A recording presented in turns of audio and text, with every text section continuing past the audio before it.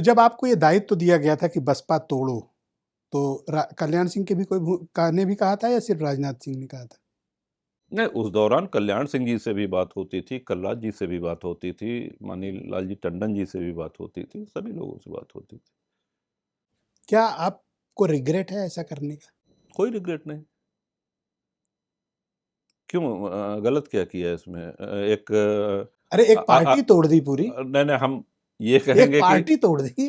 3 बार से लगातार democratic process को बिल्कुल, आपने रोका। बिल्कुल। 3 बार से लगातार मध्यावधि चुनाव हो रहे हैं। ठीक? प्रदेश को उससे बचाया। दूसरा, हम फिर कह रहे हैं कि कोई भी विधायक 1 साल के अंदर पुनः चुनाव में नहीं जाना चाह रहा था। याद तो आता होगा कि ये नहीं करना चाहिए था कि ठीक किया था? नहीं, ठीक किया था। क्यों, क्यों उसका गलत आफ्टर इफेक्ट याद है आपको? आपके साथ क्या हुआ? आप एक उसपे हम आतंकवादी लोग घोषित कर मैं आता हूं उसी पे क्रमबद्ध उसपे चल। हाँ, बाद में चलिएगा। आप बोलते चलिए। देखिए, उस समय एंटी डिफेक्शन लॉ भी नहीं था, 1/3 की कोई बाध्यता नहीं थी, ये भी मेंशन करते चले हम। जो ये है कि कोई भी पार्टी 1/3 के नीचे नहीं टूट सकती है, ये इसके बाद आया है। फिर 2002 में बहन जी लौट आती हैं, मायावती लौट आती हैं, याद है? जी। और आपको आतंकवादी घोषित कर दिया जाता है।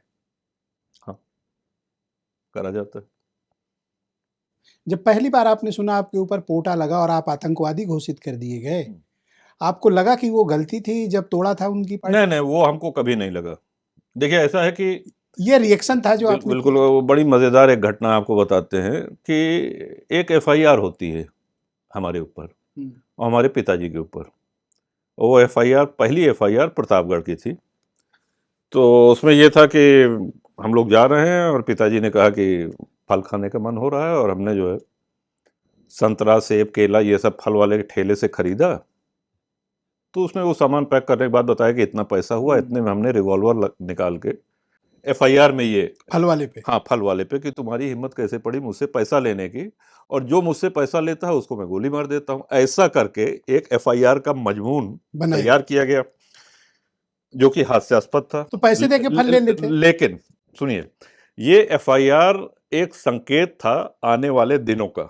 एहसास हो गया था। बिल्कुल। आप तो जिस दिन ये एफआईआर हुई तो हम कहीं भागे वागे नहीं, हमने बढ़िया से अपना सामान पैक किया सूटकेस में, और जेल में जिन जिन चीजों की आवश्यकता पड़ती है, मंजन, ब्रश, साबुन, तेल, कंघी, ये सब रखा, कुर्ता पैजामा अपना पैक किया, और उस दिन से फिर हम प्रतीक्षा करने लगे कि आज नहीं तो कल जाना है। नहीं, गैंगस्टर लगता है, हिस्ट्री सीटर लोग शुरू में बनते नहीं, हैं, वो पर बाद में आतंकवादी कैसे? कोई बाद में लगा। हम टेररिज्म पे ही फोकस करते हैं। अच्छा, तो पहले तो हम ये बता दें कि जिस दिन पोटा लगा है उसके 3 महीने पहले से हम जेल में थे।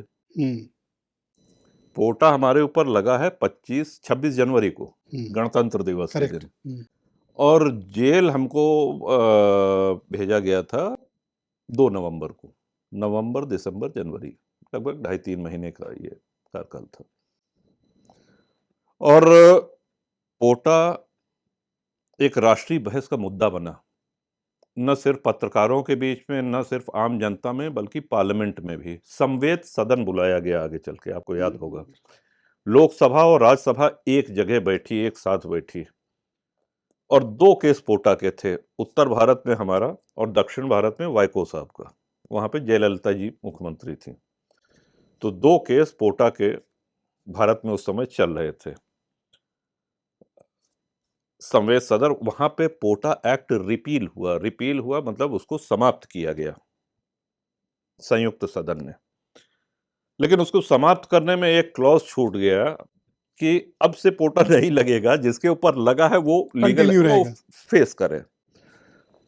तो वो सारी प्रक्रियाएं, वो पूरा मुकदमा, वो सारी चीजें हमने फेस करी, और फेस करने में लगभग 2.5 से 3 वर्ष करीब विभिन्न कारागारों में। आपकी मायावती से कोई खास अदावत रही है, या आप उन्हें पसंद नहीं करते हैं, उनकी राजनीति को, उनकी विचारधारा को? आपने एक आरोप और था, पता नहीं उसमें अब आप उसको सही बताओगे, कि 1995 में आपने गेस्ट हाउस में उन्हें जूता दिखाया, ऐसी चर्चाएं थी। हम बता, किससे कहानी जो आपके बारे में मशहूर है। 1997 आप उनकी पार्टी तोड़ते हैं, तो 2 घटनाएं उन्होंने आपके साथ की, तो उसी का बदला लिया आपको आतंकवादी घोषित करके। अब बोलो। Yes please. जो स्टेट गेस्ट हाउस कांड है उसमें ना तो हमारा नाम है, ना हमारी उपस्थिति है, ना हम इतनी हल्की हरकतें करते हैं। ये सब सड़क छाप हरकतें हैं कि किसी को हाँ हाँ। जूता दिखाना खाना, ये बिलो स्टैंडर्ड काम है। और ना ही कोई, तो ये जिसने भी आपको बताया कोई ऐसे ही बता दिया होगा।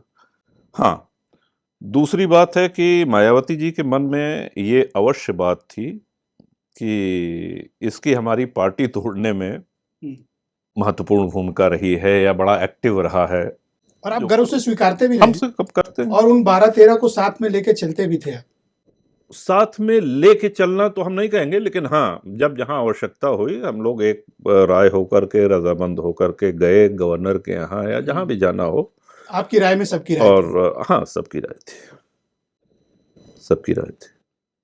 तो क्यों खटक गई आपको? बहन जी क्यों नहीं पसंद थी? क्या कारण था कि आप राजनाथ सिंह के व्यक्तिगत संबंध देखिए, निभा रहे हैं? कल्याण सिंह हमने मायावती जी को, अभी हमारा आपका साक्षात्कार हो रहा है, आपने ध्यान दिया होगा कि हमेशा उनके नाम के आगे जी हम यहाँ भी लगा रहे हैं। वो नहीं, वो और तो आप सबके साथ लगाते हैं। हमने कभी बंद कमरे में भी उनको कोई अपशब्द या हल्की बात नहीं कही है, न ये हमारे स्वभाव में है। हाँ, वो क्यों नाराज हो गए इसका जवाब तो वही दे सकती हैं। बाकी बसपा से जनतांत्रिक बसपा वाला घटक बनवाने में जो भूमिका थी उस पे हमारी आपकी चर्चा हो ही चुकी है। तो एक तरह से उसके ये रिपरकशंस कह लीजिए या उसका ये परिणति कह लीजिए।